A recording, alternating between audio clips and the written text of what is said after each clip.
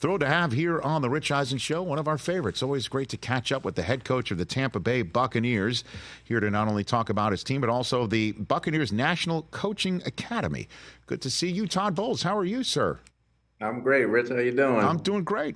I'm doing fine. Good. I saw Levante David here last Friday. He was here in studio. What do you mean? What do you... Oh, he's a good one to talk to. He is. I was telling the guys when he got up here that I just love talking to, vets, like dead, solid, perfect, diehard football vets. And him entering year 13 and looking like he's literally 13 years old, is and his passion for the game. I love it. Todd, you must love having him back again. Oh, I love having him back. Like I told him at the end of the year, I didn't want him to even think about retirement. The way he played, what he brings to the table for us, and the excitement he gives our guys on defense is unmatched. And the way he carries himself, the way he goes about being a professional, the way he spreads wisdom, he's really been a joy for me to coach. Now, obviously, you want him back, and Baker and all the Evans and all the guys going into your off season after a very nice season that you had. This is the ultimate of you can't control what you can't control. You know what I mean? You're. What was that like for you while Jason Light was doing his work?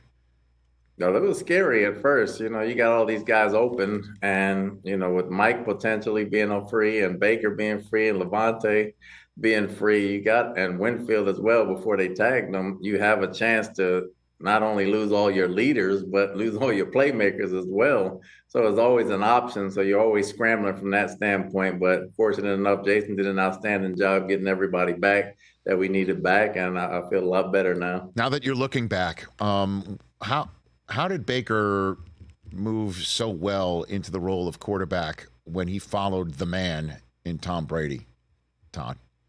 I think, the first thing we told Baker when he came in was to be himself.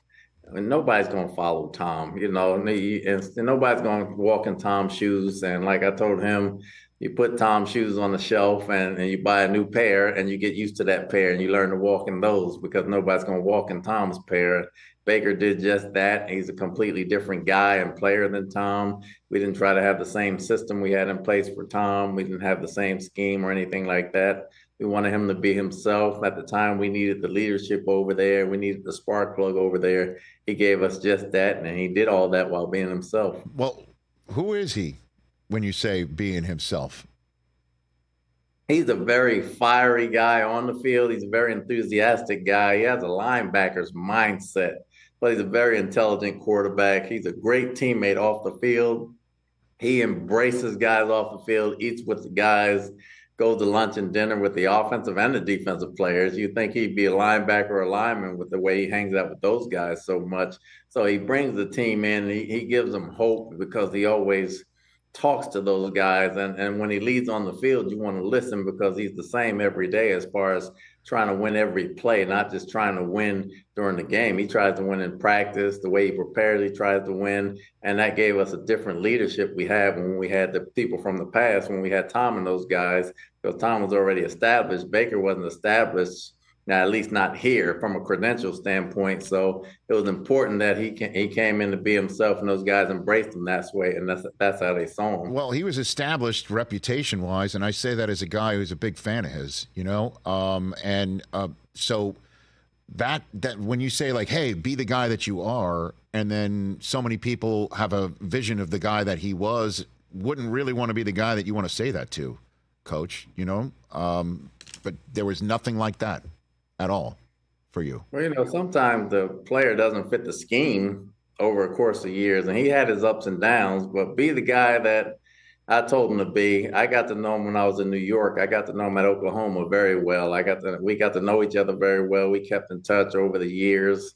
And the guy I wanted him to be was the leader off the field, the leader on the field, his fiery self, and to get the guys fired up, but with his own way and at his own time. And that's when I was talking about him being himself.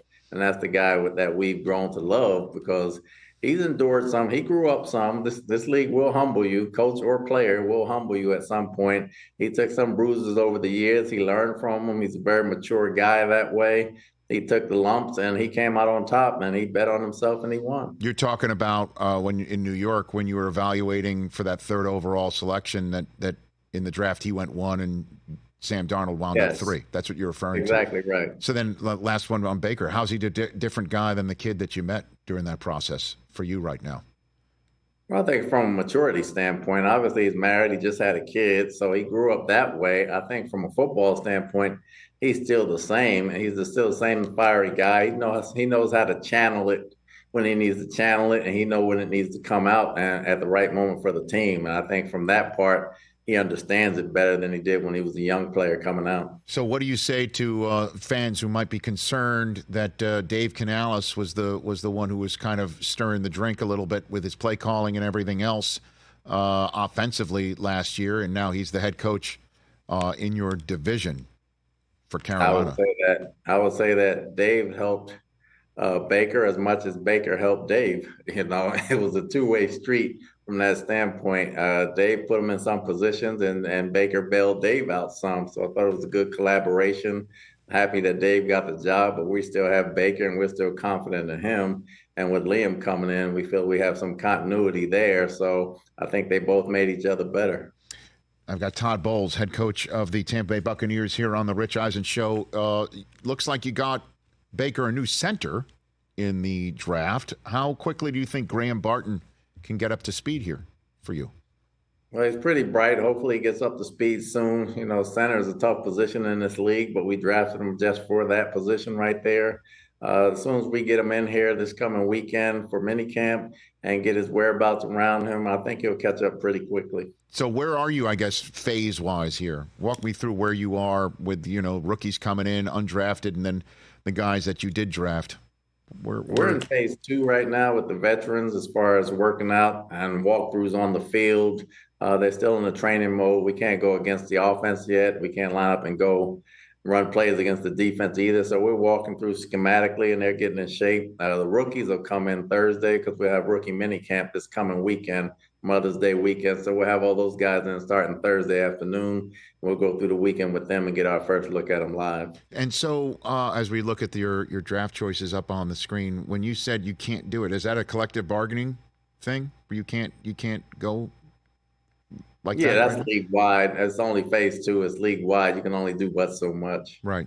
So, and I guess that's one thing I want to throw your way is just, again, you don't have to, I guess, worry about developing quarterbacks, although you never know, right, in this league. In the times that you're allowed to have players in your building and then do stuff on the field.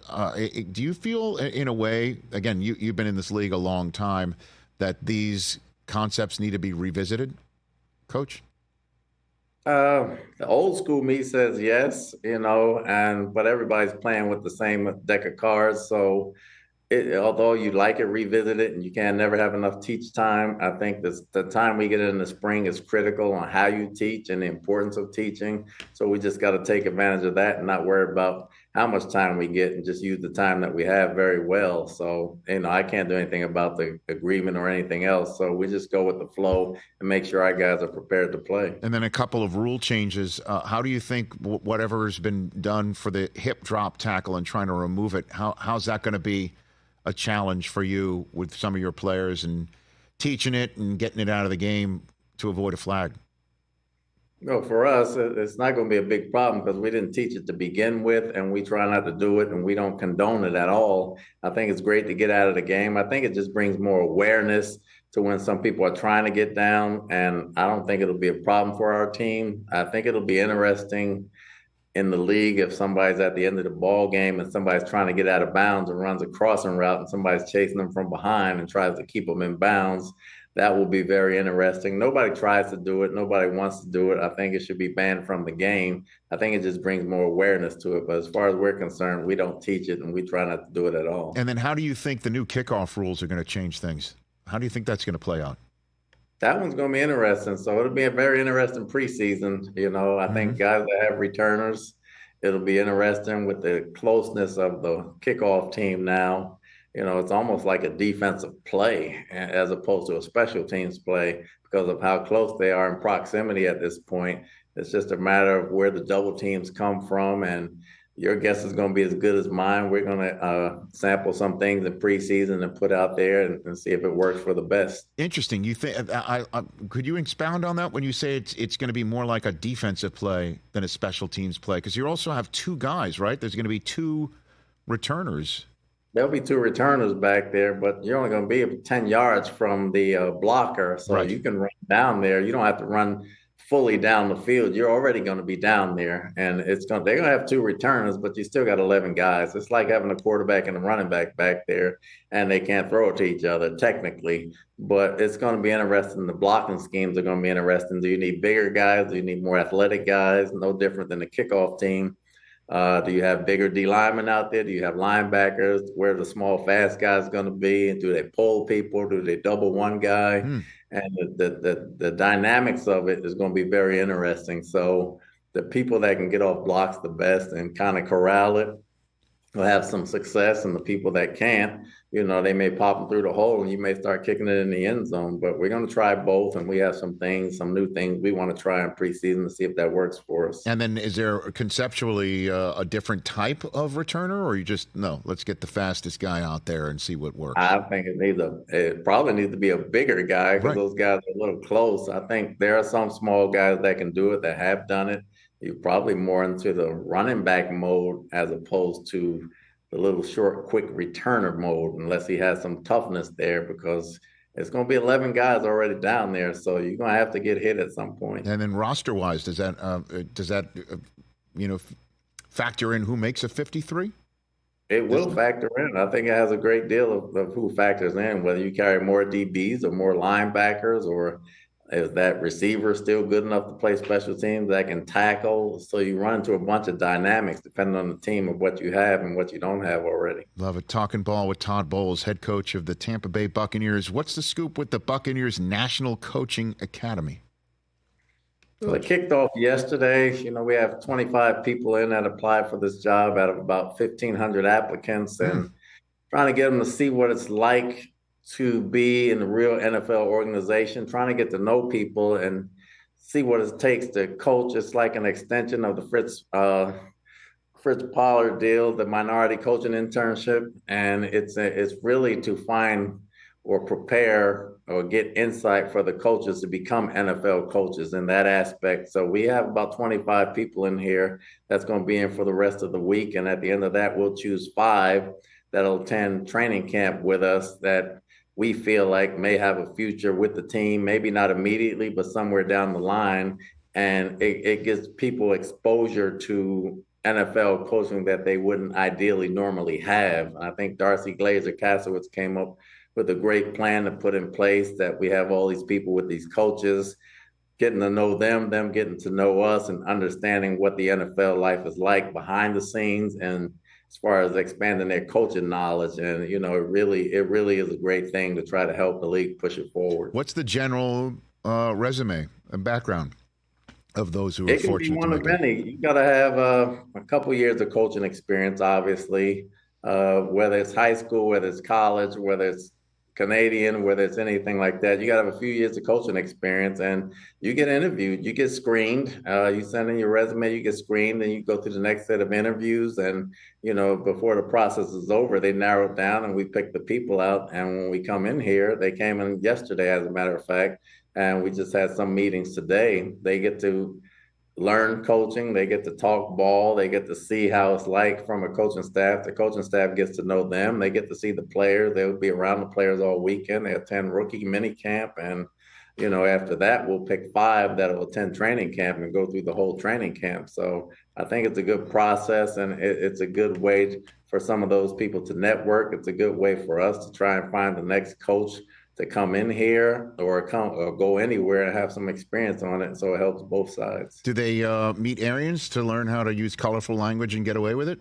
Is that part of the process? With them earlier today, they had a panel discussion with Bruce Arians and Tony Dungy. Oh. Bruce zoomed in here. Tony was in here live along with Ron Barber. So they got to talk some ball with Bruce today. Okay. So they flex. You're flexing. You're bringing in the stars. You're bringing in the big guns. You are. Fantastic. All right, before I let you go, you said veterans are there.